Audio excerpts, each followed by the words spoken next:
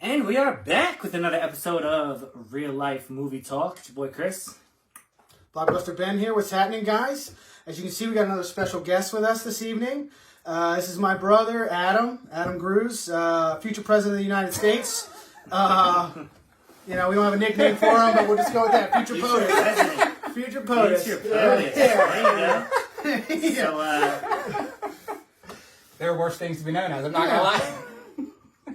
I don't know these days. Happy to be here. These days, I don't know. Presidents are like the worst kind of people, apparently. That's a job I would never want. Honestly, I would never want that job. I think it's the worst job in the world. No matter what you do, half the country hates you. It was probably pretty cool, like when George Washington got it. You think so? Yeah, because he didn't want to be there. Like, just do it. Just do it for us. Yeah. Real quick. Now it's like, Yeah. But y'all want to go down the rabbit hole on this subject, we'll be here 3 hours later. I ain't even got to the movies yet. But No, we don't want to do that. we do not. So, as you guys know, the other guests that we've had on, we required that they bring their top 5 movies so you, the audience, knows where they're coming from, their perspective, things like that. So we're going to knock that out of the way. Adam, your top 5, please. all right, so I'll just preface this by saying... In order, or...? I'll do them in order. Okay. I'll do them in order. In order. I'll do them in order. I'll preface this by saying, like, when you asked me to come on here, I started writing down movies that not even movies that I just like, movies that I outright love. Mm-hmm. There were like 80 of them. Yeah. So, like, then it was just a matter of, like, narrowing down. But, favorite movie of all time, Okay. still to this day, The Godfather Part 1. Okay. It's been my favorite ever since I first saw it. It's respectable. God knows how many years ago. Mm-hmm. Still my absolute favorite. Number 2 on the list, Leon the Professional. It's a good one. You seen that? It's a good one. I think it's Natalie Portman's first movie. First movie. She's like this tall in it. She's like an orphan kid or something. And she comes to live with a professional hitman, yeah, basically. it's pretty cool. I might have seen It's that. Gary Oldman's in it. He's it's awesome. It's a fantastic movie. Early 90s. It's definitely worth seeing. I might have seen it, yeah. Yeah, if you haven't seen it, it's worth watching. Mm-hmm. All right, third on the list, another one, not very mainstream, at least anymore, but one of my all-time favorites, Once Upon a Time in America. Classic. Early Gangster 80s, flick, Sergio yeah. Leone. It's got James Woods, Robert De Niro in it. You like gangster movies, right? If you like period piece gangster movies, this is it. It's like 3.5 hours It's long. epic. Yeah, but it's like long as hell. it spans from like the year, I don't know, 1910 or something like that when it starts up to the 60s. It's a heck of a movie. Huge cast: De Niro, James Woods. James It's about the Woods. mafia? Yeah, Well- Joe Pesci's in it. It's not about like the mafia like is a part of it, but basically it's about like street guys who they become bootleggers in the 20s, and it's just about their exploits coming up through the 19 teens and into the 20s and etc. It's really good. It's a fantastic movie. Wow. Again, Okay. not like one of the most popular movies. Right. I've Like, never even heard of it. I say most people I talk to never even heard of it, but once you watch it, it's like it's gonna be it's up there. I used to own it. It's good. All right, fourth on the list, The Prestige. Christopher Nolan. Huge Christopher Nolan fan. We all And are. yeah, I know you guys are. I pretty much everything he's done, I've been a fan of. But for some reason, the more I thought about it, I think that one's my favorite of his The work. magic movies. Respectable Yeah. choice. Yeah. And number 5 on the list, actually a relatively new movie, just came out last year that just beat out a long time top 5 for me. Okay. Ford versus Ferrari. Good movie. Which, So good. so a little backstory on that one. I don't think you guys have talked about it on the show, but last October in 2019, we went out to LA for my cousin's wedding. Correct. And while we were there, we went to the Peterson Auto Museum. Amazing. Which so cool. Fantastic, worth every penny to do it. And so you can do the main tour, and then they have this vault in the basement that you can pay extra and do a vault tour. It's like an extra 200 cars. But it's like a 2-hour thing that you go down. Extra $2. It was, but It's nuts. Yeah. And I could get lost in there all day amazing. long. Yeah. But they don't let you. You have to stay with your guide. Right, okay. Don't take picture. It's pretty serious. But anyway, the car, the GT40 from that race, the Le Mans race that they cover in Ford vs Ferrari, the actual car was in the basement. I don't know if it's still there, but it was at the time. Sure it is. Yeah, and so our tour guide that's was. cool. It was awesome. Our tour guide was giving us all kinds of info on the history of the car. Yeah. And the movie came out a month later. Yeah. And so knowing how it all played out with the car and everything, I was like, well, maybe it'll be room for it. Nah, I was hooked.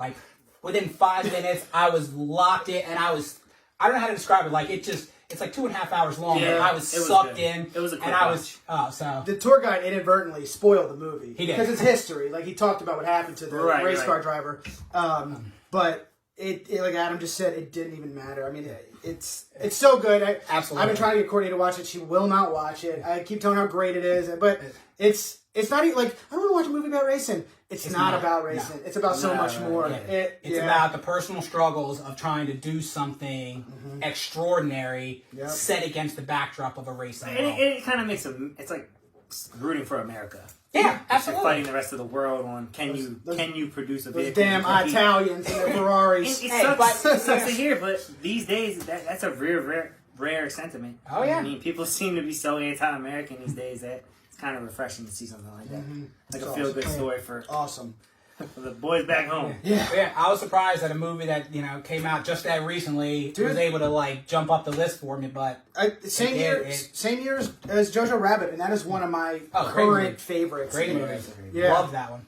I think of all the movies you guys have reviewed so far, that's probably my favorite. It's the highest rated. Yeah, so I guess it makes sense. Love that movie. We're line there then. Yeah. Okay. Next up, Ravens suck again. They suck again. Moving on. Just gonna drop that nugget. Yeah. Bro, how many blown leads are we gonna have this year? Was that the third one? A substantial lead. I heard a stat Sunday I didn't substantiate, but they said that Lamar has never won a game when he was down in the fourth quarter. Ooh, I don't know if that's true or not, but I'm sure people can tell us. Tough. That's true. That's a tough stat. Yeah, real hard. And we were down and we tied it, but we still lost. So. Yeah, sucked. What can you do? And who knows? They're all testing positive for COVID right now. We don't even know if we're going to play on Thanksgiving. This will probably drop the day after Thanksgiving. Correct, yeah. So we don't know if we're going to play yesterday. Yeah. Good. That was good. I like that. Because it's Tuesday. Yeah. Okay. That was it. I didn't want to need to talk about that too much. We can harp on. They blew it. Popcorn, guys. EC Pops, as always. This is their jalapeno cheddar, another flavor that we have not tried yet. To try that. I'm just going to dive in. It's looking real cheesy. It's good. Jalapeno immediately. Not too much. I like it. I like it a lot. That's good. Real good. I could snack on this during the whole movie. Like, I could sit there and just eat the whole bag. That's good. I didn't get a whole lot of jalapeno, but I think it's a good balance. It's like a subtle, like it's there, but it's not overpowering. I'm not getting the flavor, but none of the heat. Yeah, that's the one thing. Like, we had their buffalo wing, which was good. I like that one. We liked it a lot. I like this one too, but that one I can taste the heat. I want, if they had one, they could do one. I'd say give me a real spicy cheddar and like a hot ones at the bottom. Something like, no, not that hot. Just with a nice balance, like more heat than cheddar, maybe. I don't know. Yeah. The Sassy Rattlesnake had a good amount of heat on it. Yeah. So we you got that one, right? We tried that one. In case we tried a handful of the ones you guys have done. In case EC Pops is watching this episode, we're going to talk them into letting us do a flavor. Our own, the GAC flavor. They don't know it yet. We're going to come up with a That'd flavor be cool. we like for this episode. So stay tuned, guys. We'll be coming to Look, you. you're on notice. And speaking of EC Pops, I shared a post today. They partnered with someone named DJ Kopech. I don't know him, but he's a pretty prominent DJ around here, I think, according to his Facebook page. So anyway, they partnered up. They're promoting the Stuff the Train toy drive. It's hosted by DJ Kopech. And EC Pops, their goal is to stuff it with, basically what's going to happen is Santa is going to operate a train down to the B&O Railroad Museum. And their goal is to stuff it with 20,000 toys. Wow. And EC Pops has already donated $10,000 worth of toys to the cause. Awesome. And I think it's great. Great cause. I shared it on our. You can find the link on our the GAC Facebook page. You can go to EC Pops' Facebook page, find the link there. You can go to ecpops.com and donate toys there. They basically have it set up to where if you go right to their website, you can pick a $10, a $15, or a $20 option for a toy, and then choose for a boy or a girl. And then I think they take care of getting the toys and getting them on the train. So it alleviates a little, like, what do I have to get? You know, you just Yeah, and then they do it. So I think that's pretty cool. Yeah, for them to be a local business doing stuff like that, obviously times are hard for local businesses. Yeah. But they're still making an effort, especially in the holiday season, to reach out and help people. And that's the kind of thing that speaks volumes about a company. Yeah. Especially with what we're going through now. So thank you, EC Pops. For you guys are great for that. Popcorn's amazing. Make sure you go check it out. I love stuff like that. Toys for Tots is one of my other favorite ones. When my old job, If you didn't love stuff for like that, I don't know. Yeah, I have a weird opinion. Well, no, just like helping kids out. Helping kids? What? Yeah, I don't know, man. I just nah, yeah, it's just, and so they're doing one final push. Like the final push is next Friday. What's the date next Friday? Like December 6th, I think. Maybe December 5th. It's not the 27th, right? No, here it is. That's this Friday. Friday, December 4th. 4th.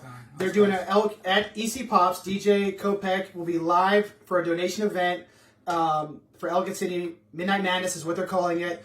And you can go to the store, purchase toys there at the store and do it, like the donation part of it, or you can still do it online. They'll be live from 6 p.m. to midnight on Friday, December 4th. So is this part of Old EC's normal Midnight Madness? Because I think they do, like, every year, shortly after Thanksgiving, they do a Midnight Madness. It must be. For, like, local shops. Unless I could be way off. But for some reason, I think they do for, like, local shops.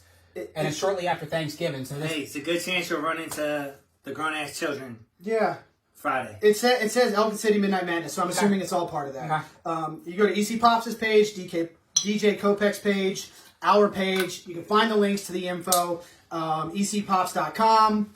It's all there. So if you can, donate, help a kid out that maybe doesn't have the, the means or whatever. I think it's great. I don't know. It's awesome. It's amazing. Thank you again. Great. And also, I think I mentioned it last week, if you're on ECPops.com and you're donating a toy, you can also order popcorn online if you don't feel like going out to get you some. Order you some jalapeno cheddar. It is really, honestly, it's amazing. It's really good. The Chicago mix is still my favorite. We've tried a handful of them that you guys have recommended, just because we're curious. But of all of them, the Chicago mix is still my favorite. Top notch. Okay, Awesome. Moving on from them popcorn, now on to beer. Craft guy over here. Cheap ass beer. I'm over here pushing hard for an Anheuser-Busch endorsement. How that's your boy? Triple hops brewed, they say. Yes, it's award winning. Our guest chose to go against the grain. He's not drinking beer. What do we got? So this is a Jack Daniel's Tennessee Honey and Coke. And I went with the Jack Daniel's tonight in honor of Son of a Woman, which we'll get to later. But in that movie, Al Pacino's character likes drinking Jack Daniels, or John Daniels, as he calls it. Yeah. So I figured in honor of Colonel Slade, I bring some John Daniels to the party. So I have a Tennessee Honey and Coke. Cool. It's a pretty baller cup. Oh, so let me comment on the cup. It's awesome, right? This is a gift from my girlfriend's sister for my birthday, and it's basically, as you can tell, a bullet lodged in the glass with the Second Amendment written out in the shape of the American flag. Shout out, Erica. Thank you for the present. Funny story. She gave this to me for my birthday, and my boss was considering getting me this as a Christmas present until I just happened, like, we were chatting one day, and I mentioned that I got this cup, and she was like, damn, I was going to give that to you for Christmas, but it's, I drink out of this at home all the time, so. Okay. Yeah, cool glass. Real cool glass. I feel like it takes a very sophisticated person to bring his own drinking glass to wherever he's going. When he's seen every episode and sees there's a fully stocked bar of glasses behind us, I like it's a power play. It's a power play. I'm going to be honest, as to quote one of your favorite movies, Tombstone, a pair of sophisticants here. So, I mean, I'm just saying. Yeah. Awesome. Yeah. Okay, guys, I'm sticking with our favorites over at Heavy Seas. We love those guys. Absolutely. Local, great business. They've been having some really cool special edition beers come out. Last week, I pre-ordered this. It was one of their new ones. It's the Juice Cannon Fuzzy Navel. Really great can. It's a cool can. I love the can art that they've been doing on these. The artwork is awesome. Yeah, I mean, it's so good. It's basically a hazier, juicier counterpart to their loose cannon. So you got a little bit of a ripe peach puree and a pop of orange, as they say on the back here. And I've had a few swigs so far, and it's delicious. Highly recommend. Oh yeah, definitely tastes good. As of right now, it's still available to order on. If you go to Heavy Seas Facebook page or Heavy Seas website, You can get to wherever you need to go, but we shared the website that I ordered from last week. It's beerme.com. That's where I got it, and that's where I checked. Still there. BIERMI.com. Oh, put that on the put that on the You did, which was awesome. Beerme.com. Get you a 4-pack. It's totally worth it. Delicious. Absolutely. And I think I saw some Dat Booty Dough and another one. They're on sale right now. If you want to get you a pack of Dat Booty Dough, sounded good. $5.99 right now for a 4-pack. That's a sweet deal. Yeah, I'm not sophisticated enough for craft beer, but if you are one of those sophisticated gentlemen, I highly recommend that. And I like it over Union Craft, honestly. Yeah. We did Union Craft for a while, but I feel like Heavy Seas tastes better. Yeah, I think there's I have been, everything I've had from Heavy Seas. I really only drank the Loose Cannon. Up until I was like, well, let's start trying the different ones for the show. And every one I've had has been excellent. This one is so good. I mean, I think these are like 7.5%. So a couple of these, 7.25%. I drink too much. They'll have you feeling good. Watch the tag though. You knocked that down. Don't put that on me. Just kidding. You gonna put me on blast? No, just kidding. You sure you're not into politics? It's your fault. Okay, moving on. Thank you, Heavy Seas, for the beer. Lastly, real quick before we jump into the reviews, Courtney and I, as I said last week, we're supposed to be in Key West. Didn't go. Ended up taking the whole week off anyway. Well, not money, but we took the week off basically. Kept the days off. Wednesday, we drove out to Frederick to see a movie. We saw a movie called Let Him Go, new Kevin Costner movie. Pretty entertaining. It's about him and his wife trying to track down their grandson who has kind of gone missing in a way. Ooh, how original. Yeah, I mean, but it's not like your typical... Is Kevin Costner a badass? No, and that's what makes it believable is that because they're older now... This is a Waterworld Kevin Costner. No, this is... I mean, it was very enjoyable. I'd rate it in the 7 somewhere. Definitely recommend seeing it, especially if you want to get out to the movies. I know there haven't been huge studio releases lately, but this was one that we enjoyed seeing. We both liked it, and again, it was believable. It wasn't over the top. He's messing people up. It's like, no, he's in his 70s now, right? 60s, 70s. He's got to be that old. I don't know. How would you say his performance rates against Yellowstone? Because I think Yellowstone is his best. His best. Yellowstone is one of the best shows on TV right now, hands down. Undisputed. Current shows on TV, the best. 3 seasons. Never heard of it. It's a shame. It's on Peacock. It's a shame, dude. I'm telling you. It's on Peacock. It's on you like Peacock Western? now. Tombstone's your favorite, right? I've never seen most Peacock. I don't know. It's the NBC streaming. It's a new streaming app. Yeah, but that's not not the point. sophisticated enough for these conversations. That's not the point. The point is you like Westerns. Right? Obviously, Tombstone. It's a modern Western set in Montana. It's amazing. Modern Western doesn't really do it for me. I'm telling you, Chris. I think this is Kevin Costner's best I think you're just No, a modern Western? Like it's set in today? Set today. That's going to take it away from me. It I like the doesn't. gunfights.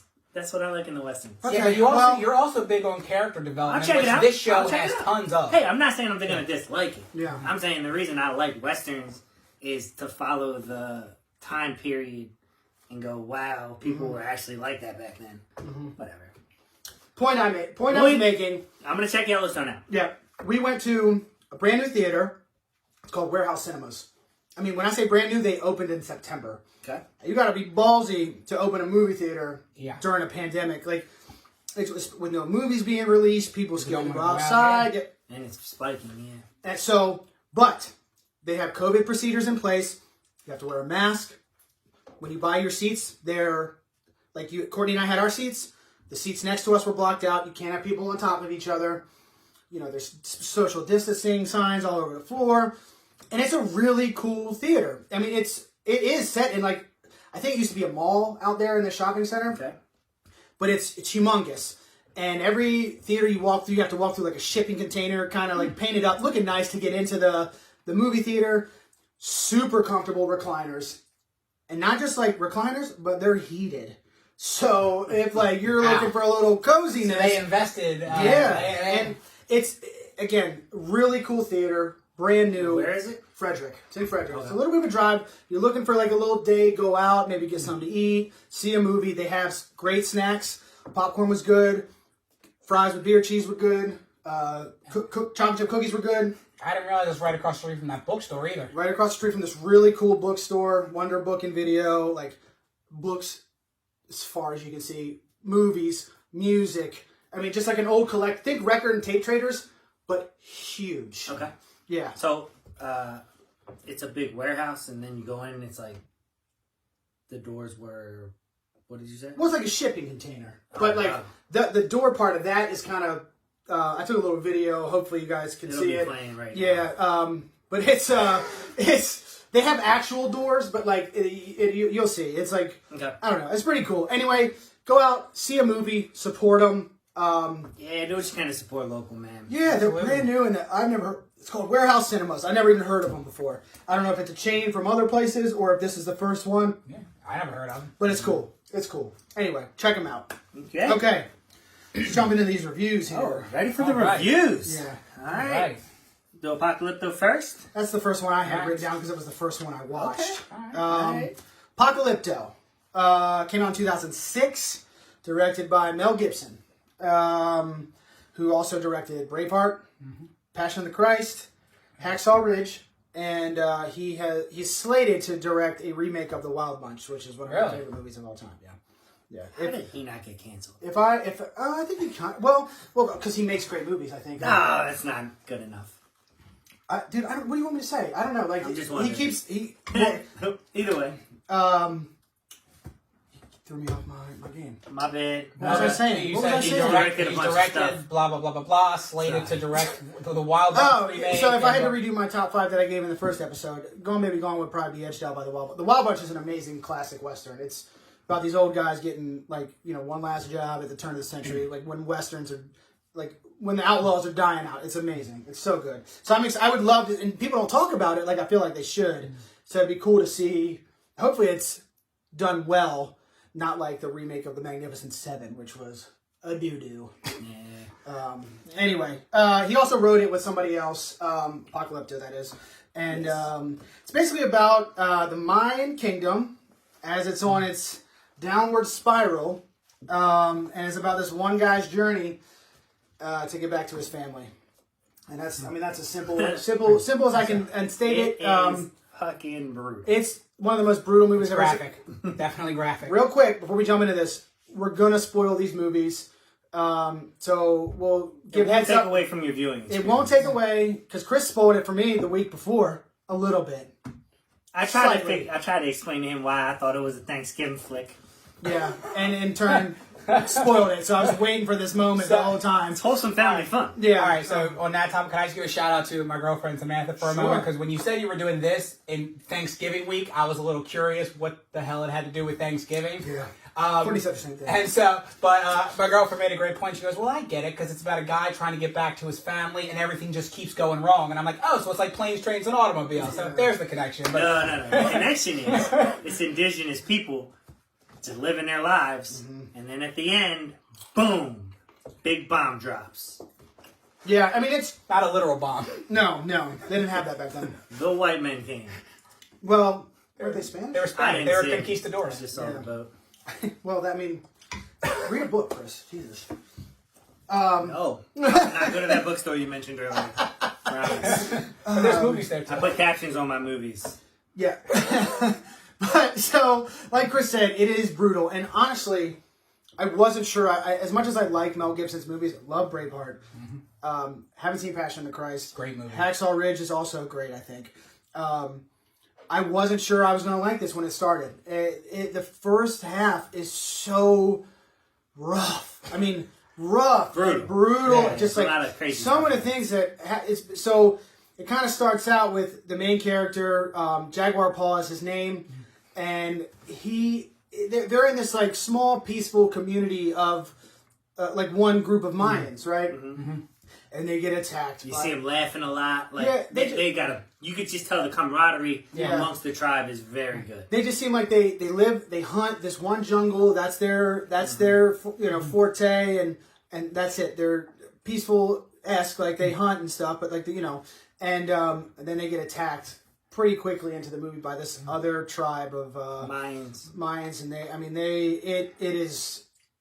There's no other word but brutal. It's rough. It's so graphic. they wipe out a lot of the village, and then take a bunch hostage. and Rudy Youngblood. That's the guy that played Jaguar Paul. Rudy Youngblood's the guy that played him. He's able to hide his family during the attack, but he ends up getting captured. So he gets taken on this journey back to the Mayan temples. And escapes. And then it's when he escapes, and the second half of the movie is the whole journey back and him getting chased by the people that captured him. That's when I really became... I spent a long time on character development. A lot of scenes on character development. And then, boom, it's like, all right, now the chase is on. That second half was unbelievable. It completely turned the movie around for me, and I was in it. I wanted him to get back so bad. And then when there's a moment, too, when he gets to his part of the jungle, and he turns from, I'm running from these guys... And like, oh, now I'm hunting these guys. Yeah. It was awesome. I love that. It did. There was, great character development.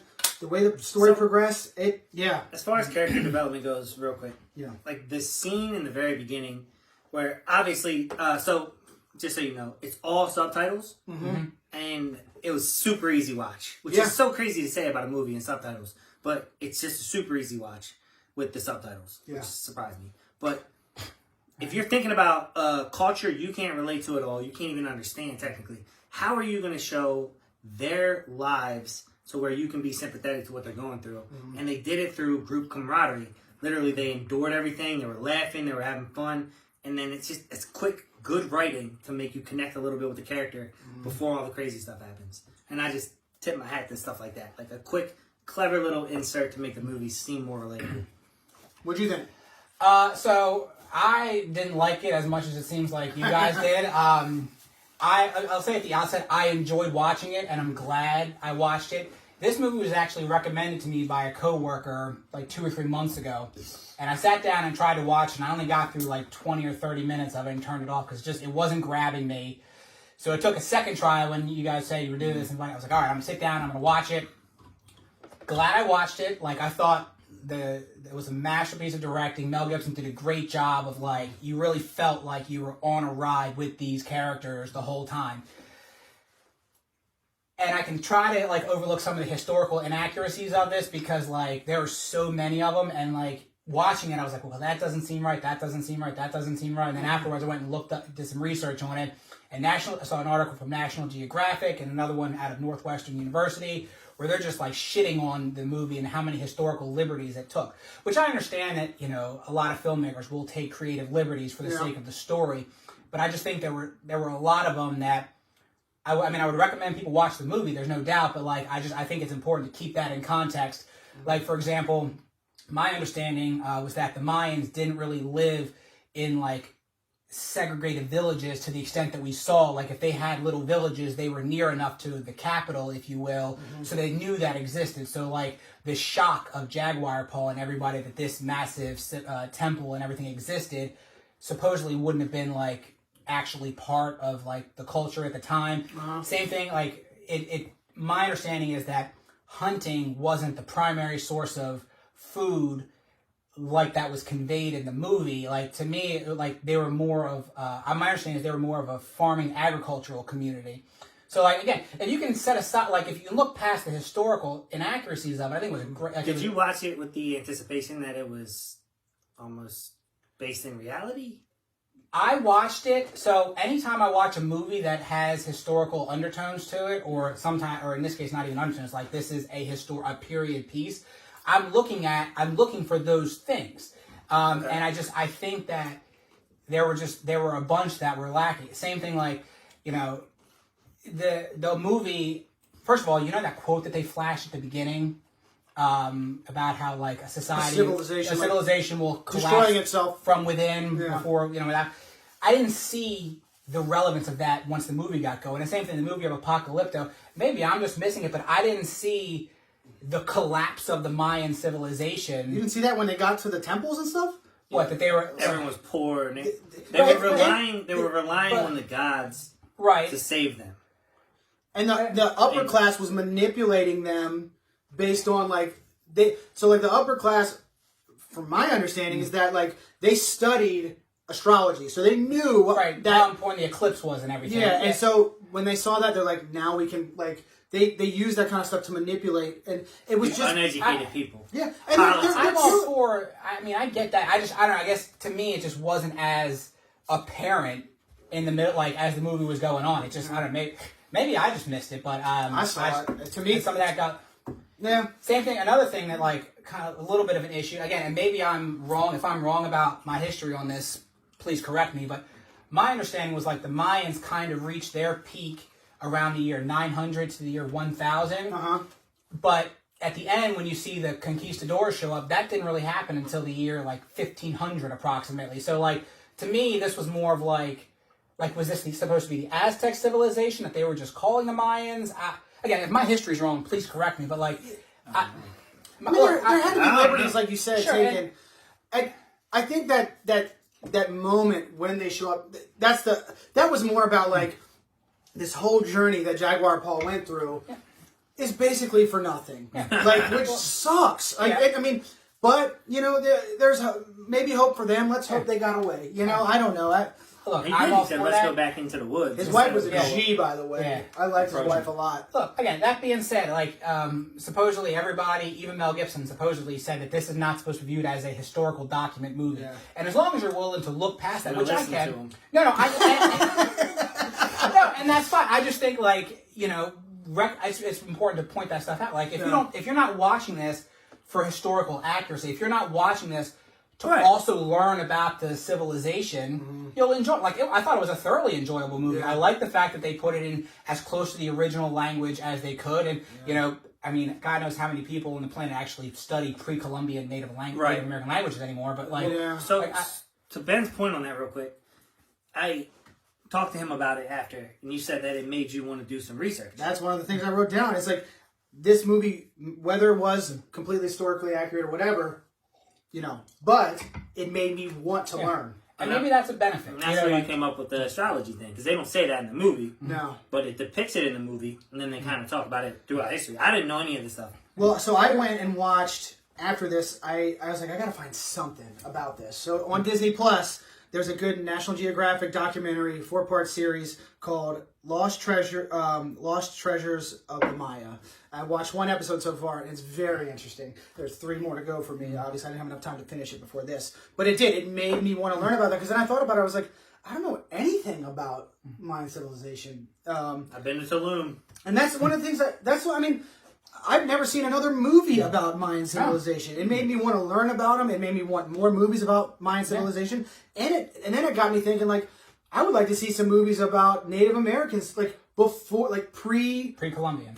Yes, like let's like see some stuff like that. I think that would be great too. I will absolutely admit that that's, you know, if that's the benefit of this movie is like it makes you want to actually go and research and learn. I think that's fantastic. Yeah, of course. And I don't want to suggest that I think this movie is not worth watching. Like, I think it's absolutely worth watching. Yeah. But like, I just had to put that out there. You know that. Don't feel bad. You know, if I'm watching a movie that is, you know, especially from a time that, I mean, pre-Columbian history is not, you know, the most commonly studied. Like, if I'm learning something new, basically new, I want to learn while watching. Does that make sense? So, yeah, like, I get what you're saying. Like, so you wanted to research it and find out that that's what actually happened. Well, not that I wanted to find out that's what happened. I just other. wanted, like, it did make me want to go and do research, because watching all along, I was like, okay, well, I want to learn more about it. It did make me want to learn more. But if you already know, if you already know a little bit, I can see how that pisses you off. Yeah. But that being said, still enjoyed it. Okay. I have one, like, that stuff I can all overlook. You said there's one thing, right? There's one that was thing. a text he said to me. There's one thing I can't get over. Okay. So all of the historical inaccuracies, setting aside, like, because I mean, there's so many movies that are historically inaccurate that I can still. Hollywood? Yeah, right. I know. Who'd have thought that, right? So, spoiler alert, Ben. They take creative liberties. But, fuck this shit. The show's over. so the one thing that like just it irked me and I couldn't get past was when Jaguar Paul was running away and he like there was an arrow that went through what is it, his liver right here? Is that what it hit? Like we don't know what it hit. It doesn't say. No main arteries. But it hit like it was a through and through, and so I'm like, okay, so you have an entry and an exit wound. And did he pull it out on the arrow side? No, he broke it and like kind of pulled it out. But I'm like, okay. So then that happened. Mm-hmm. I'm assuming, like, to me, it looks like it hit approximately where his liver is. I could be wrong. I don't know. Okay. But, or maybe a kidney. I don't know. But he proceeded to run through the jungle. He fell in all that mud. He jumped off a waterfall. He slept overnight. And now on top of that, he just, like, he's running and running and running. So his heart rate's up, pumping blood faster. How did this guy, one, not bleed out? Or two, catch an infection of some sort? And three, even if none of that stuff happened and he survived to the second day when he got home and decided to fight them, how was he at fighting strength to be able to take on all these guys? The spirit of a jaguar, bro. Oh, is that what that is? Okay. You didn't see the tree bark scene? I saw the whole thing. Where he chewed up tree bark and put it in there? Stop the bleeding. That was a special moss tree. I don't know. I just... No. Like, I mean, it's... I don't know. That was just one of those things. Like, the whole time I'm watching it, I was just like... Bro, adrenaline is... Bruce Willis didn't die hard. He had... His feet were completely cut to shit. Okay, but that's not a main artery. Well, you don't know what that hit. You don't know what it hit. Well, that's... I mean, I admit that. It could have missed everything by a freaking... By just that much? Tree bark. Tree bark. Chew it up. Hey, put it guys, on then the you know wood. what? If you ever get an arrow through this side of your body, just plug the holes with tree bark, good to go. Chew it first. Chew it, plug the holes, good to go. All right. Well, I guess I'm no doctor. listen, I skipped one that. I thing- skipped that day in med school to understand. One thing I didn't really understand about the whole movie is, spoiler alert, but it's early, he hides his wife and child in a well. In the whole movie, he's concerned about it raining, even when he's on his way back. And in my brain, if the well fills up, she'll just... Can't they float? Not that she'll float, but everyone's been in a swimming pool. You just grab the side and you're fine. You're weightless. So I didn't understand the concern about the rain. I had the same thought. I was like, wouldn't they just tread water to the top until they can grab If something? it was like, oh my gosh, she's going to be there for the next 3 weeks, yeah, I get that. But she'd starve by then anyway. Yeah. So Yeah. I just didn't understand the concern with It's the one of rain. those things that I just kind of like, let it go. Yeah, that's the only thing in the movie. I was wondering what your concern was. And I was surprised wondering it was too. zero. Yeah, I was... I just it irked me. Like, I don't know. I understand, again, like, there's a certain level of suspension of disbelief when you get into stuff like this, but there was something about that, because the tree bark wasn't even till that night. So what happened about all the time when he was running through the field before he even got that? I feel like he would have bled out. Good point. That's all. Yeah. Well... Maybe they had less blood back then. Yeah. That's what it is. Check it. That's what it is. Okay, scores. Oh, you want me to go first? I'll go first. I'm going to go first. Okay. Screw you. I really enjoyed it. Me too. I'm going to give it an 8.3. That's fine. Is that what you're going to give it? I was going to give it an 8.2. I could feel it. I was So going I went first. to give it 8.2. That's where I'm at. 8.2. All right, the score's the score. Yep. So definitely, don't let your kids watch it. No. It's a little brutal. There's no cussing because it's all subtitles. And it's How- graphic. Yeah, they do beat I've people told- straight to death. Yeah, I've told a few people since watching it that, like, you be warned. If you got a weak stomach about violence, this movie is not for you. But if you can handle it, highly recommend watching it. And according to our scale, I would watch this multiple times, and I probably will. Not anytime soon, but I will definitely revisit this again sometime in the future because I really liked it. Your score, sir. See? He No, checked it out. I'm gonna give it a 7.0. Okay. Like, and the reason I say that, That's like, the way you really enjoyed it. I did enjoy it. Like, I'm glad I watched it, and I would absolutely recommend it to somebody else to watch because I think, again, I think it was great directing. The cinematography was on, but like, I felt like I was going along for the ride, and I would have to give like a little caveat, like, hey, don't watch this expecting historical accuracy. Like, you have to like overlook certain, but if you're willing to do that, it's worth it. Would I watch this multiple times? I don't know, maybe. Like, I feel like I got everything out of it from one watch. The scale was huge. I mean, the amount of extras they had, like, yeah. and they were all, I don't know if you can say of, like, Mayan descent, because didn't They get, look like, Spanish. I Or think Mexican.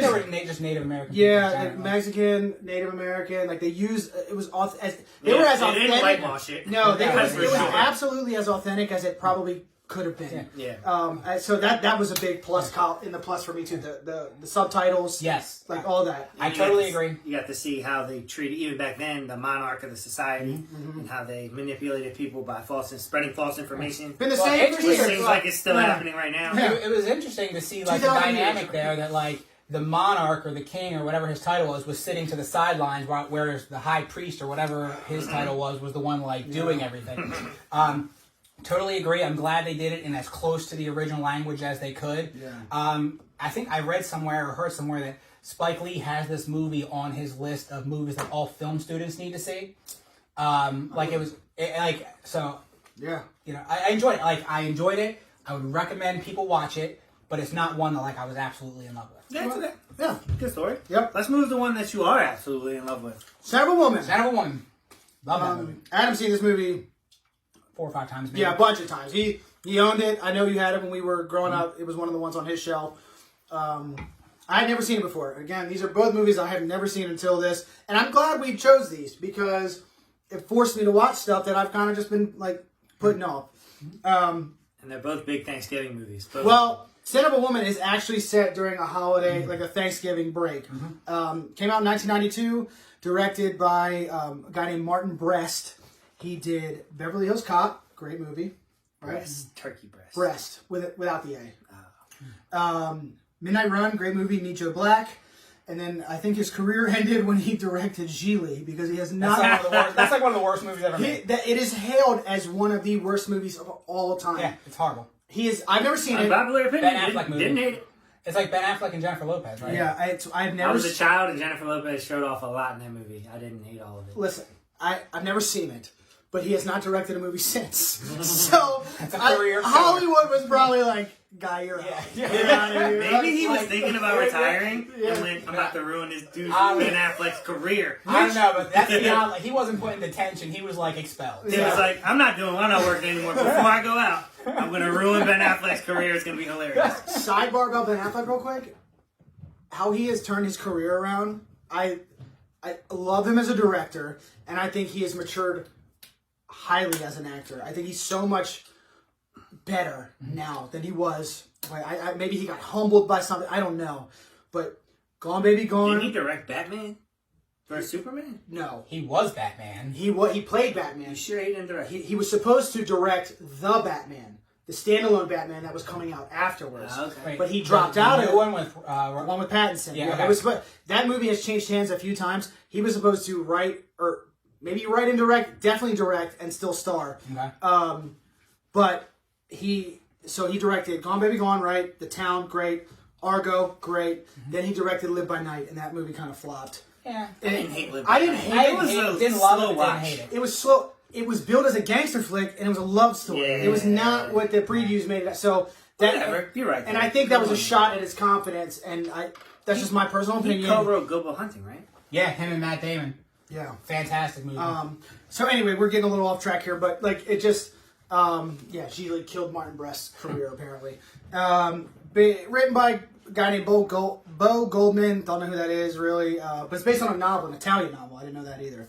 And the plot of Son of a Woman. It's basically about this prep school student.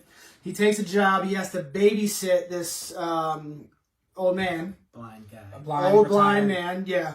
Retired military man, Lieutenant Colonel Frank Slade. Because he needs money to get home for Christmas. So this is set during Thanksgiving. He needs money to get home for Christmas.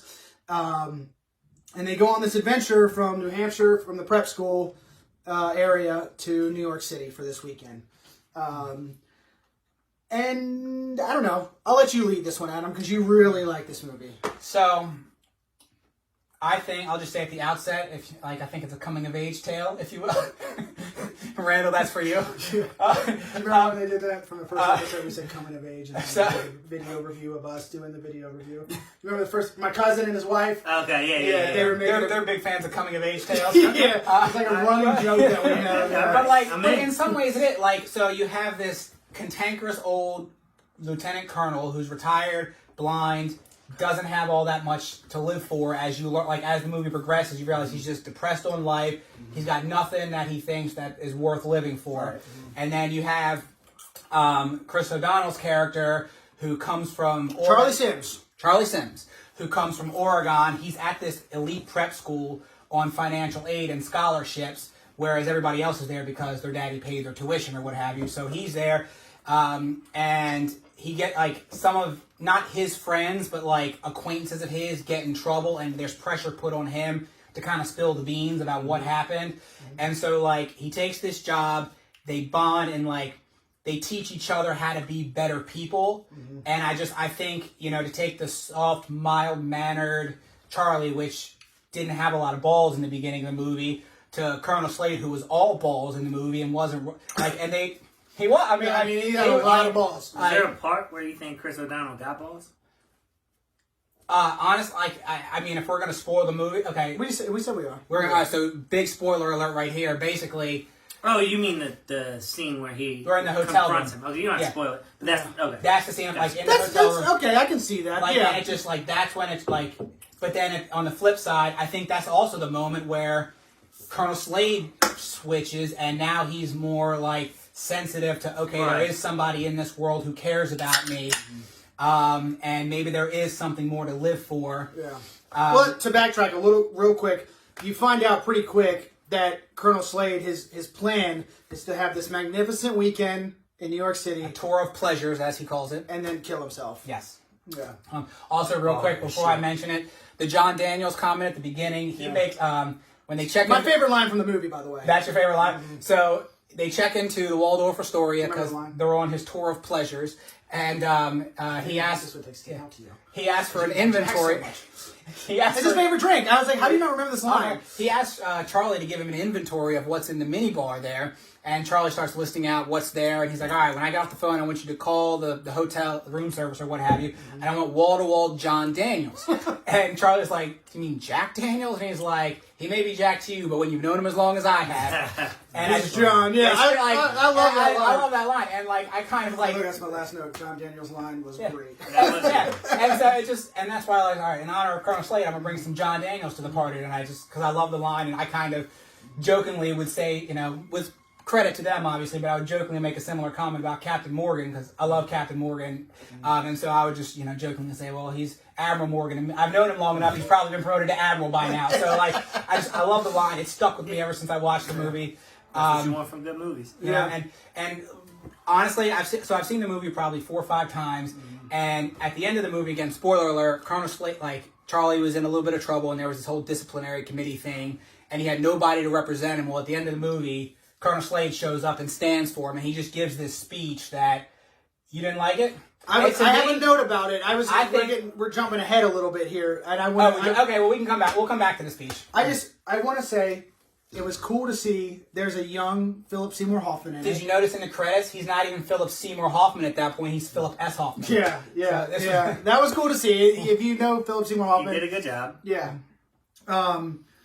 There was one error that I saw early on. Okay. When Charlie first meets Lieutenant Colonel, when he's sitting in his little, guest house, and he's drinking his Jack Daniels, when the scene cuts back and forth to him, the amount of Jack changes like this. I mean, it's all over the place. Well, based on how much he's drinking, it's not. He only pours once. Right. So it's like you can see how is it that it's here prior to it being here? So it was just a weird thing because the glass was such a prominent set piece. It was a centerpiece. I noticed it, and I was like, man, they couldn't. So you could tell that they shot the scenes over and over, and it was like Pacino kept filling that glass. There's probably Coke or something. There's no other way to be hammered as much Jack as that was. Now, I will say, I think Al Pacino carried this movie, right? Based on I know you think he's a bit of an overactor. You've said that before. I think had Al Pacino not been the main character, it could have somebody of less caliber. It may not have been as good. Chris O'Donnell's okay. I think he's fine. I don't think he's all right. I mean, the movie kind of propelled him into some other roles, and then Batman ruined his career. But this was kind of a springboard into some things for him. Yeah. My point is just that I think if you don't have Al Pacino for this, which he won his first Oscar for, by the way, for this movie, he's been nominated 9 times for Academy Awards and has only won once for this movie. He didn't win it for The Godfather. Ridiculous. Both of them. 1 and 2. Yeah. He didn't win. He didn't win for Serpico. He didn't win And Justice for All. I mean, so many movies, and then it's just like this was the one because I don't know. I know the whole thing is I should have felt some emotional connection between these two guys, I just didn't feel it. Like I wasn't sold on their relationship. I didn't Charlie is very hesitant to go on this journey or adventure with him. And the whole movie is set around the fact that he has nothing to do for the holiday weekend. And he's reluctant. He doesn't want to go on this adventure. And if I'm a young guy, what was he, 17, 18? Give or take. Yeah, that's a high school, right? Yeah, He's not it's going to high college yet. So he's 17. It's a young guy with zero responsibilities. You got a little bit of weight on your shoulders because of the, brouhaha at school. But like, he's really like, he's just complaining a little bit at this setup. And I'm like, guy, if I'm your age and I'm young and I'm sitting and you're hearing what Frank's talking about doing, you're like, why the hell would you not want to be a part of this adventure? I didn't get that. And he only as it progressed, he only ends up staying because he doesn't want to see Frank kill himself. And it's like, that's respectable, but it's like, I still was like, why don't you want to be a part of all this? This sounds awesome. He's talking about staying in the best hotels, eating in the best restaurants, and you don't want to go? Yeah. You didn't have to pay for anything. You don't have to pay for shit! You don't have to pay for anything. In a tailor! And you get a salary at the end of the week. Maybe he's an introvert. It's possible. I'll give you that. Like, watching it, I don't understand why he was so reluctant. I didn't get it. If it were me and I had all the school BS going on, I'd actually want the escape. Like, take my mind off a little bit of distraction. Exactly. I'll give you that. Exactly. 100%. So your thoughts? We've been rambling a little bit. What do you think of it? Did that make you uncomfortable? no, I don't think you guys are gonna like my thoughts. Oh shit! I mean, you already said I expected you to not love it because you don't. Do you not like Al Pacino, or you just? Oh, I love Al Pacino. Okay, got it. I think Jim Carrey's an overactor. Jim Carrey is my favorite comedic actor of all time. Okay. It's not that he's overacting. Honestly, the prep school boy not wanting to tell on his friends is not enough of a storyline for me to give a shit about. Honestly. Okay. I was just like, whoa, okay. Say it was them or don't. I don't. Or execute If it's his me- soul. Who gives a shit? If it's me, like those guys aren't my friends. You know who did it? Yeah, it's those idiots over there. I'm Like, not saying Hey, so you take the ticket to get into Harvard Law. No, I don't want. I don't even Or want. Harvard. It was just Harvard. Yeah. Yeah, so that's another backstory. The dean kind of the school tries to bribe Charlie to tell him what happened. This prank that we've been kind of hinting at. He's trying to bribe Charlie about. He's like, I can get you into Harvard, no questions asked. All you gotta do is tell me. So Yeah. that whole thing was it was off-putting to me because obviously he's there on a scholarship and he's a smart person. Right. Not one time did he go, honestly, I don't know what happened. Yeah. I saw some people, I'm not sure who they were. Nothing. He didn't even try. He was just like, So I mean, that- all right. Well, and then you compare it to Al Pacino's storyline, and Al Pacino's like war hero, just kind of a rugged personality, loses his sight, goes, hey, save my money, going out on this journey, then I'm gonna kill myself. save my disability. And so it. if I'm comparing storylines, because that's what the whole movie is, like they kind of clash storylines and then become better off of them.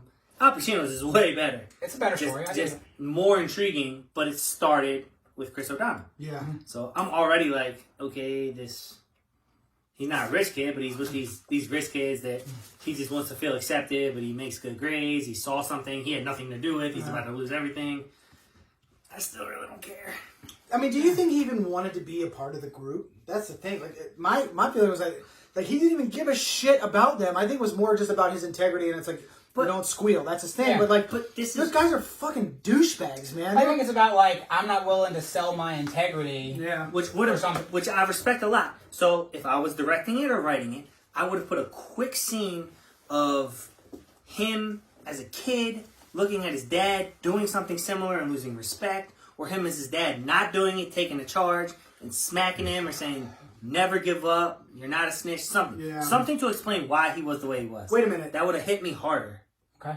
But his dad wasn't there. No, it was a It step. doesn't have to be his dad. Oh, I'm just okay, I saying see. anything in his Yeah. past that hints to why he would never give up somebody for something. I he's understand. involved with. Because I was gonna say Yeah. they do explain that his father. He says my father was an asshole or something. Like, But yeah, it's not about his father. It's just Yeah. about why he was so adamant that he Yeah. wouldn't point fingers. And I'm good with not pointing fingers. This was when is the 80s?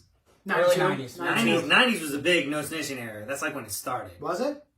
Yeah, that's when all hip hop came out with that no snitching campaign. But that was the late 90s. But It was like a thing. I didn't know that was an The actual mafia. campaign. Well, it started with the mafia. Yeah. It started with the mafia. The mafia got took down in the late 80s. And everyone was telling on each other. Then everyone got called rats. And telling on people. So that's fits the time period saying don't tell on people. Right. But it just... I don't know. I couldn't buy into that. Okay. Great dialogue. I do think Al Pacino yelled his lines. He yells a lot, though. scenes. He does. I mean, It takes me away from it. I didn't like the Thanksgiving scene. where they went to his brother's house. Yeah, like I get it. Like, what? You Small just show cameo, up to let everyone know that you're a real asshole, and then leave. I wish there was at least a defining moment. It gives you a story of how he got this, how he became disabled, which I can appreciate. But I wish there was more of a tit for tat. Like the guy, his nephew. That was a dick to him. I understand why the dude was being a dick to him. Like, he's a dick. Yeah. Like, it's just two assholes fighting. I also didn't completely think that that story was true. Like, maybe it was, but maybe this guy's just talking shit, trying to get into Charlie's head. You know, like... Oh, see, I bought it. Like, I think that's what happened. I just think with a movie like this, they have to give an explanation as to why he's blind. And since that's the only one they offer, I'm inclined to buy into it. Okay, that's a fair point. I just remember sitting there thinking, like, what if this guy's just telling a friggin' lie to try to get into the Charlie's head to be like he's an asshole, and like, yeah, he is an asshole, but what if he actually, like, something else you know, it's just, I don't know. Basically, they said he caused the accident himself, and he's blind because of something stupid that he did or something, you know. I don't know. But I agree with you. That scene was kind of like, did we need that? The movie, one of the things I said to my brother beforehand was, like, I felt like it dragged a little. Some of the scenes were a little long for me. The movie's 2.5 hours long. They probably could have cut it down to 2 hours, maybe. I agree. 2:10. They could have cut trimmed some fat out of it. Yeah. And I don't know. There was a couple moments that were just like, you know, there's a time where Frank says that, you know, his favorite thing in the world. Only 2 syllables in this whole world. Pussy. That's his favorite thing in the world. Yeah. Right? And then he's like, a very distant second is driving a Ferrari. Or riding in a Ferrari. Ferrari. And real quick, before you talk on that, I wanted to, actually, since you said what you said earlier, and you were asking, it kind of took you away from Apocalypto a little bit. You got stabbed, and how could you survive? How could you survive? Then we jump to a scent of where a blind guy's driving a Ferrari through the streets. But then there's a blind guy driving a Ferrari. No, again, like I said with Apocalypto, I understand that there is a certain level of suspension of disbelief for the sake of the story. Difference being, and I'm willing to accept that to buy into the movie. Difference being with Apocalypto, something that's set in a time that I knew virtually nothing about. I was expecting to learn something along the way. That's all. That's all I'm saying. Like, now, so just to counter, and I think it was a ludicrous storyline that they had a blind guy. Everything else was so accurate. Everything else seemed like it could be so real. 100%. The movie did not need that scene. And I was like, why? If you want to let him... Even if he... Okay. Let him crash it. But I understand. Crash it? And then I buy in a lot more. Or if you just keep going straight. But this dude was cornering at like 50 miles an hour. Drifting! That's how Vin Diesel did. Yeah. But I get... Okay, maybe they could have ended that whole segment a little bit differently. Yeah. But I recognize the importance of including it because he talked about how a Ferrari is his second favorite thing in the world. Then when they're checking into the hotel, he talks about some other guy who was driving a Ferrari for years and never even offered him a ride. Yeah. And then, as his mental state just gets further and further deteriorating into I have nothing else that I need to do with my life, Charlie, trying to keep him and show him there's something to live for, takes him to get a Ferrari. I respect that. You know, like he's checking off the top boxes for this guy. Charlie was smart. Charlie would just put his ass in the Corvette and said it was a Ferrari. His little blind ass wouldn't have been able to tell. No, yes you can. Yes, the engine. It's the engine. Ferrari engines are tuned to sound like musical instruments. And he was really good. He was really in tune with the senses too. So. And actually, little side note, Enzo Ferrari made a comment that he sells engines and you get the car for free. So that's what he was building engines. I think that's and the first Ferrari. Yeah, it says it in that movie, right? Yeah. But okay, so I'll give you that. You know, the dialogue was good. The dialogue is the whole movie, really. Yeah. I mean, again, to go back, maybe I'm jumping ahead again, but that speech at the end, every time I watch the movie, it still hits me in the same. Really? And and I get for one, I love it. I think it's a great speech. I don't know that I would say it rivals his Any Given Sunday speech, or maybe not even close. But I still think he sells it And there's a line, number one, it like pumps me up like, okay, yeah, this is about character. Like, I want to be a good person. I don't want to sell my integrity. There's a line in there that cracks me up every time where he's like, and Harry, Jimmy, Trent, wherever you are, fuck you too. Like, it just, That was good. it still gets me every time. And I love it. Listen, it wasn't bad, but again, like I said, I wasn't as emotionally invested as I felt like I should have been. Okay. And then the speech was just like, it was good, but I was like, okay. All right. I was like, all right, it was fine. I didn't, not that it fell flat. I just didn't understand the whole litigation process to begin with. I would never, ever want to go to a prep school. That looks Is that how that happens? I've never gone to one. Like, I'm a what public happened? school kid. What happened? All right, get the whole student body in. We're gonna put you on trial right now. That was whatever. I don't know. These are bears, man. This is also the 90s, so I need to take that into account when I judge the movie. Yeah. Quick little note though. Three Musketeers is one of my favorite movies. Okay. And the girl that Robert De Niro dances with is Al Pacino.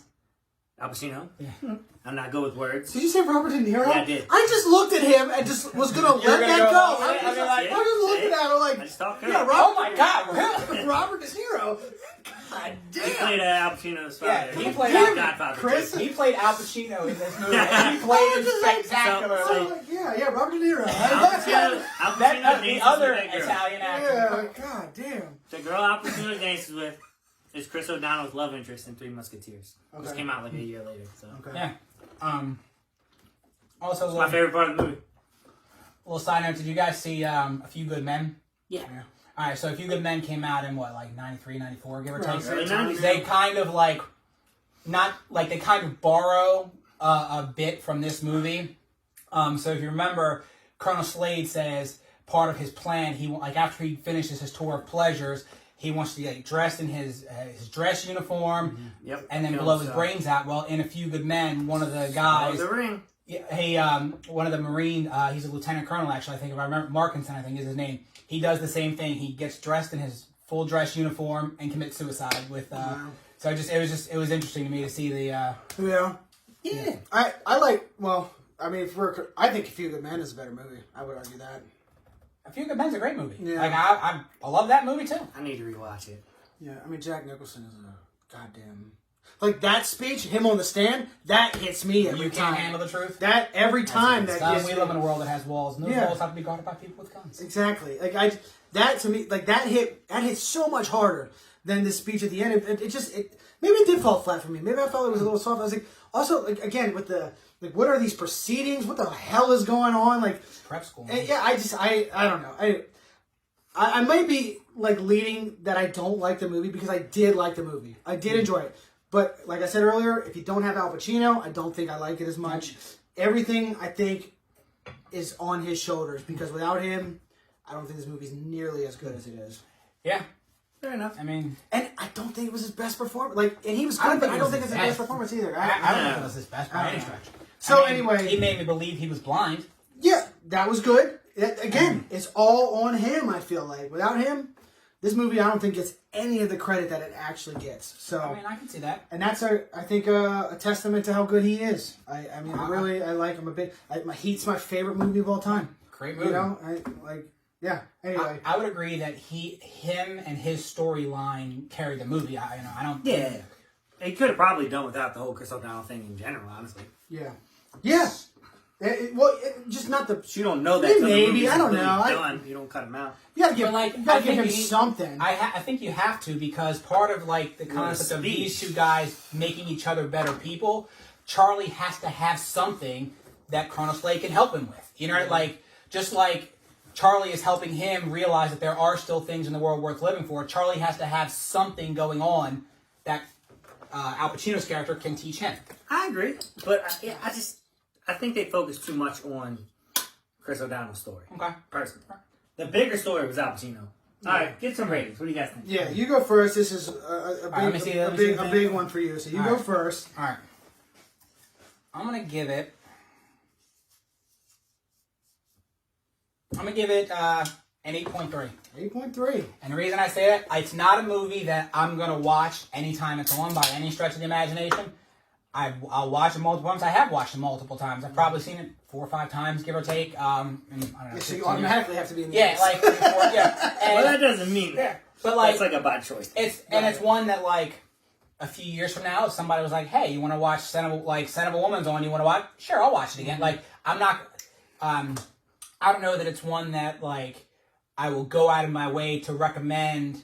Now, if it's something that somebody's never seen the movie, I'm 100% going to recommend people watch the movie. I'll watch them all. I mean, I'm not going to watch it over and over and over again, but I'll watch it a couple times, you know, and in a few years, I'll probably watch it again. So I'm going to give it an 8.3. 7.2 for me. 7.2. 7.2. I did enjoy it, and I would recommend it. But I did have some things that were like, you know, if it wasn't for Al Pacino, this movie would probably be 6s, maybe even in the 5s. But a lot of it is on his shoulders for me. I don't know. That's my score. I'm gonna go 5.4. Jesus Christ! It's a low score. I'm sorry. It didn't catch me on any of the avenues. Yeah, I mean, listen, things you like, things you didn't like. That's in the 5s. Yeah. You know, so I get it. But again, Al Pacino, baby. Yeah. That's it. I mean, it was him, and I will say this. I don't know. Had you ever seen it before? No. Was the reason why the title is what it is, was that what you were expecting? No. I I think it's a little chauvinistic, if I'm being honest. I mean, I'm not going to argue with that. I just like, most people when they watch it, they think it's going to be about one thing, and it ends up not being what they think it's going to be. I told Courtney, I was like, I think it's going to be a romantic movie. It's not. It's not at all. Because I don't like romantic movies. I was I like, told Julia it was romantic. She would have been pissed if we watched this. Yeah, I don't know. It's not a romantic movie. I don't know why. It's not a romantic movie. I thought my preconceived notion, I thought it was going to be about him maybe falling in love or something like that. But it had good IMDb scores and stuff, so I think It's a lot on of people IMDb's top 250. It's on the top They definitely agree with you. What do we got? And it might be that I just watched it too late. Yeah. The IMDb average user rating is 8.0. That's high for IMDb. Yeah, the Rotten Tomatoes is 89%. That's really high for Rotten Tomatoes. Yeah. So, And he won an Oscar? If I'm being honest, I don't know how the fuck he won an Oscar for this. again, we've talked about this before, it's political. Because they passed him over for all the Plus, other he was great blind. shit. It helps to be disabled. What they say in Tropic Thunder? What do you say in Tropic Thunder? I'm not going to say it. No, don't say it. I'm not not. going to say No, it. absolutely Yeah. not. Absolutely Yeah. not. You know the line, and we are not We're saying not it gonna on say the it. show. Yeah, but never go full something. Oh, man. Okay. All right. Was that the line? Are you not allowed to quote other people now? I mean, we can. I'm not saying it. I don't want to say it. Retard. Oh, God, Chris. He said, you never go full retard, or you won't win an Oscar. Yeah. Go home empty-handed. And he did. He was disabled, but believable. Yeah. What was the example? Sean Penn. He did like 3 exams. It was hilarious. I've never I seen haven't seen that movie in forever. Yeah. God, it was funny. I mean, blackface is unacceptable. Wait, are we talking about Tropic Thunder or I Am Sam? Tropic Thunder? Tropic Thunder. Oh, yeah. It's so good. No, I know. I'm saying. You go to hell if you laugh at I Am Sam. Yeah. Well, no, I'm saying. I've never I seen just I Am said- Sam. I just said I Am Sam. Yeah. Okay. That's it. We've scored both movies. We've hit all the things. We have touched a lot of points. There's only one thing left to do. That's how you cut your finger. Play a game. Touching points. Name some movies. All right. Do we have an actor We have an actor. or actress? This might be one of the toughest ones that we. Idris Elba. No. Robin Williams. All right. Let's do it. Guest starts. We have let the guest start. Me start? Yeah. I feel like you're going to do really well. I Yeah, can tell by did you see the confidence in the points he was bringing earlier. I was like, this guy has a good memory. It's really good. I may have a lot of faults elsewhere, but I have been blessed with a fairly decent memory for things that I care about. If I don't care, in one ear and out the other. But, Correct. all right, me kick it off. I'm going to go with an obvious choice, Aladdin. Oh, yeah. Which I've read I something. was thinking about Aladdin. That's crazy. Oh, well, I don't want to give you more time to think, but I have an interesting tidbit about Aladdin we can come back to. Insomnia. I don't know what the second Aladdin is called, so I will. Oh, I don't think he. Return of Jafar. He was not in that. Yeah. He wasn't in that. He So did, I- he did the voice of Genie once. That's it. Also inaccurate. Oh, did What he did he do do again? Aladdin King of Thieves? Maybe. Oh, you fucker. I don't know. But I know it Aladdin wasn't. King of Thieves. I'm not going to accept that because I'm not 100% sure. Is it the King of Thieves? I don't remember what the title was. Is it Prince of... I don't know. I don't know what the title was. Oh Yeah. fuck! I'm not gonna say that then. What did you say? I said Insomnia. Birdcage. Chris knows. The Birdcage. It's a great movie. Our grandmother showed us that movie when we were way too young to see that movie. My wife loves it. I've never seen it. I do need to see it. It's so funny. You've never dude. seen Birdcage? No. Oh, it's fantastic. It's so I heard fun. it's. Everyone says it's amazing. Not by choice. If it was on, I would watch it. It's So so I'll definitely funny, check it dude. out. It's so funny. All right, I'm gonna say 1 hour photo. Deep cut. Oh, that is a deep That's cut. it, It's a rookie move. yeah. Yeah, okay. Yeah, pocket those to the end. All right, I got a couple others. 1 hour photo. Goodwill Hunting. Yeah, good one. Mrs. Doubtfire. Yeah. He did a movie. He did Popeye. Yes, he did do Doubtfire. Oh, he did do Popeye. That was my jam. Popeye. If you watch it backwards, it has a plot. that was his comment about the movie. Really? Yeah. I don't know where he was being interviewed or what it was, but he was asked about Popeye, and he said something to the effect of, "If you watch it backwards, it has a plot." Okay. It was a weird movie, man. Death to Smoochie. Okay. Hook. Yeah. Death to Smoochie. Yeah. Damn, I just have, oh, okay. He's in it. He's in it. That's a good. Patch Death to Adams. Smoochie, right? Death to Smoochie, yeah. Yeah. Oh, I believe you. Yeah. You said Patch Adams? Patch Adams. I'm gonna go. Patch Adams. Robin, what have you done? Robin. What dreams may come. Yeah. He was funny thing about that movie. He was talking about like when they make porn knockoffs of movies. He's like, it's bad enough that they make these movies, but they make them of my movies, so wet dreams may come. But like, and he had a couple other examples. I don't remember what it was, but Yeah. Flubber. Oh! yeah. Oh my god. Good pull. Flubber.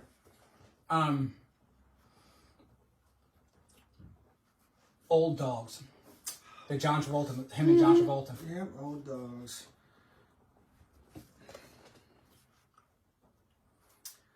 Oh, I can see the cover of this fucking movie and it is escaping me right now.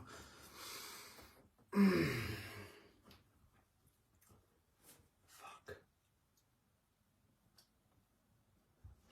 Man. I think I might be out. You want a countdown? Easy guy, you're a guest. You don't offer the countdown. I'm gonna be easy. I'm gonna throw this. No. I'm gonna go ahead and throw this back to episode 2, where y'all were gonna call this something like "Beat the Bar" or whatever. Yeah. And nobody has done that, so I'm gonna be honest. I'm like, Yeah. Ready. I'm trying to set a record here. Well, because we've only had a couple guests, so Mhm. it's like we just figured we just stick with name their movies. Just Alright. you know, Chris, stop cheating. I'm just looking around. I don't. God damn it! I know I can pull another one. You got this. I think I can. Come on. I think I can. Yeah. So much. I just thought of one. Oh, it's not that. That's gonna be a hard one. Yeah. I don't know, man. Give me a countdown, Chris. You count down, man. I mean, Jesus Christ. Adam. Adam, you count down. 10, Mm-hmm. 9, 8, 7, 6, 3, dos, Hold on. Oh God. 1.5. The greatest dad. The world's greatest father. The greatest dad. The world's greatest dad. The world's greatest dad. At the 11th hour, he pulls it out. The world's greatest dad. Might have been one of his last movies. Might have been. That's it, right? That's what I'm like The World's 99% Greatest sure Dad. that's what it's called. The World's Greatest Dad. Never seen No it. idea. Yeah, never But seen I'm it. like 99% sure that's what it's called. You guys might be the reason he killed himself.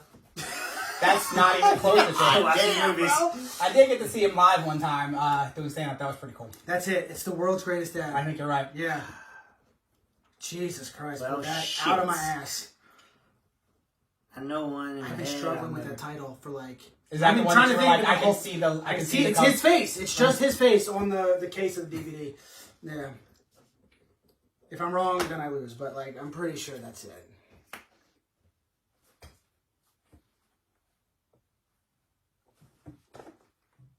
I just thought of a cameo, but it's from Friends. It's not. Shit. It's not a movie. It's not a movie. It's him and Billy Crystal. That shit is funny though. That was funny. Yeah. I wanted to say picture, but I don't think that's what it's called. It's called 1 Hour Photo. 1 Hour Photo. That's where it was a killer. Yeah. And I wanted to say, that was an early. fuck. I'm not gonna get this. I have no idea. He's in an RV. That might even be the fucking name of it. I wasn't even thinking of that movie. Take a guess. Is it RV? I don't know. It is. Yes. Yeah, it's RV. I'll let you have Hey. it. That's a good Go movie. on, yeah. That was a kind of funny movie. It was funny, yeah. Yeah. I mean, you take it for what it is. It was funny. Yeah. All right, ready? Robots.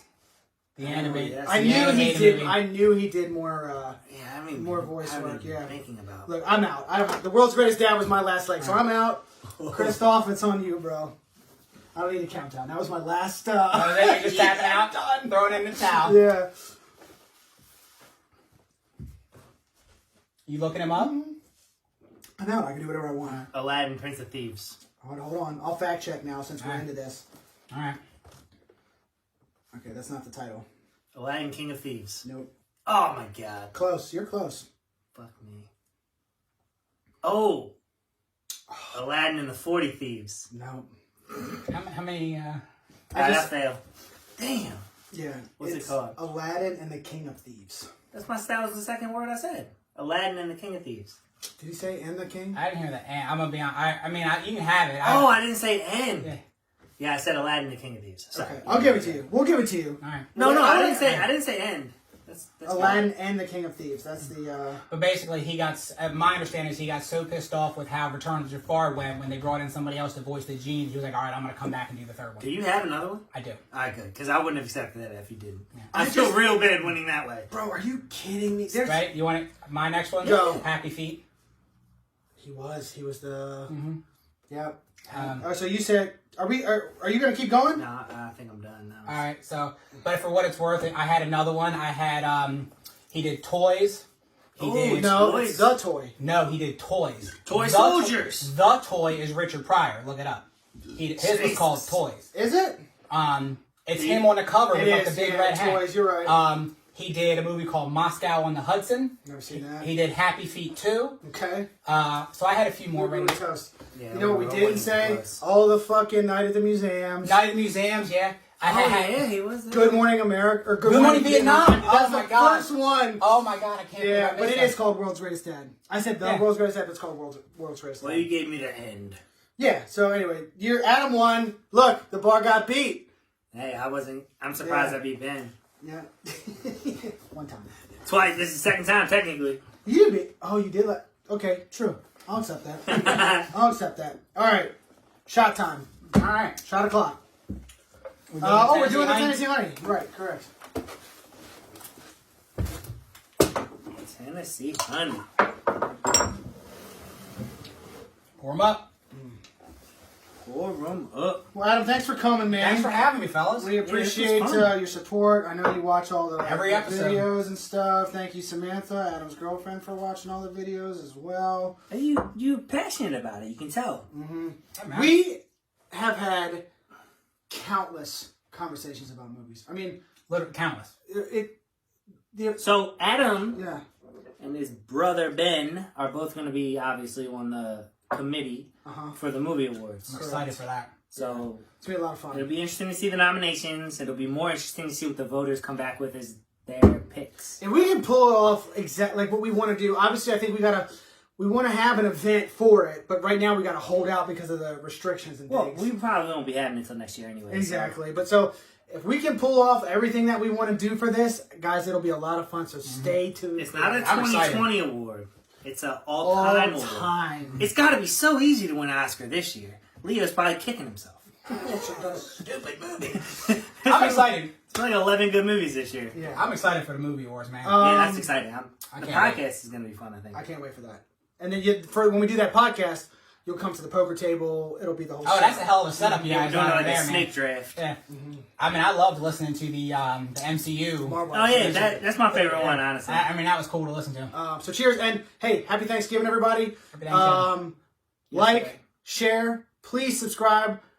On YouTube. YouTube channels, both GAC Podcasts, Real Life Movie Talk, both YouTube channels. Hit that subscribe button for us, please. Like the Facebook page. Support local business. Support local business. Leave us a comment. Share with your friends. We appreciate you guys. Thank you. Right. Cheers. Cheers. Cheers. All right.